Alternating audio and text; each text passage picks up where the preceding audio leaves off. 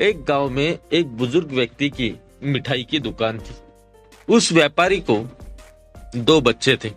वो दोनों बच्चे अपने पिताजी की दुकान पर मदद किया करते थे। वह दुकान अच्छी खासी चलती थी। दिवाली का समय था, दुकान पर भीड़ ज्यादा जमा थी। उसी समय एक ग्राहक आता है और उस बुजुर्ग व्यक्ति से कहता है कि मुझे मिठाई दो। वह बुजुर्ग व्यक्ति उसे मिठाई दे देता है और उस ग्राहक से पैसे की मांग करता है कि 500 रुपए आपके हो चुके हैं, आप मुझे 500 रुपए दे दो। वह ग्राहक बड़ी ही बदतमीजी से उस बुजुर्ग व्यक्ति से कहता है कि मैंने आपको 500 रुपए पहले ही दे चुका हूं, अब आपको किस बात के पैसे देना है। इस बात को लेकर दोनों में कहासुनी हो जाती है। ग्राहक बुढ़े के मुंह में थप्पड़ मार देता है।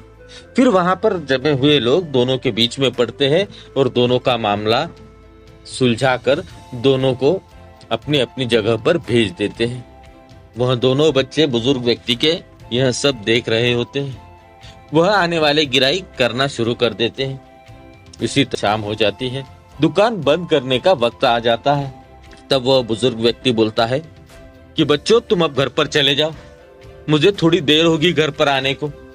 बच्चे भी सुन लेते हैं, पर पिताजी से बिना कुछ कहे ही वह अपने अपने घर चले जाते हैं। बहुत देर होने के बावजूद भी पिताजी घर पर नहीं आते हैं। इसके वजह से दोनों बच्चे चिंतित हो जाते हैं। आज दुकान पर जो झगड़े हो गए थे, उससे लेकर वह चिंतित थे कि पिताजी को कहीं कुछ हो ना जाए।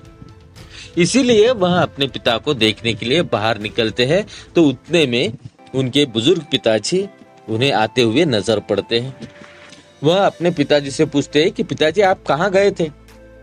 तब वह बुजुर्ग व्यक्ति बोला कि मेरे आज दोपहर में जिस ग्राहक से झगड़े हो गए थे, मैं उसके घर पर गया था। दोनों बेटे हक्के बक्के रह जाते हैं। वह अपने पिताजी से पूछते हैं कि आप उनके घर क्यों गए थे।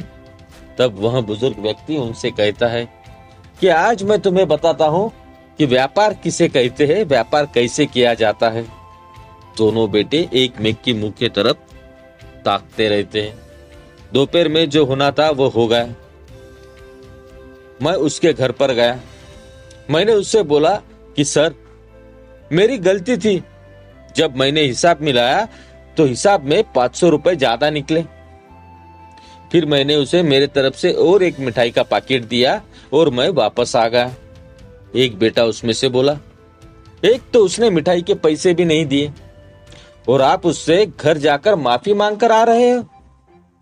बुजुर्ग व्यक्ति बोला, अरे तुमने तो बिजनेस करना ही नहीं सीखा। अगर आज मैं उसके घर नहीं जाता तो वह दूसरी जगह से मिठाई खरीदता और पूरी मार्केट में हमारी बुराइयां करता, जिससे हमारी दुकान की वैल्यू गिरती। लेकिन अब वह हमारी दुकान के बारे में कहां पर भी बुराई नहीं करेगा, हमारी अच्छी ही बात करेगा और हमारे पास से ही मिठाई खरीदेगा।